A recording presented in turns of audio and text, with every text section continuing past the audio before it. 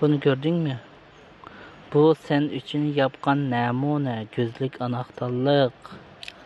Bu bu namune sen bence göndergen namune.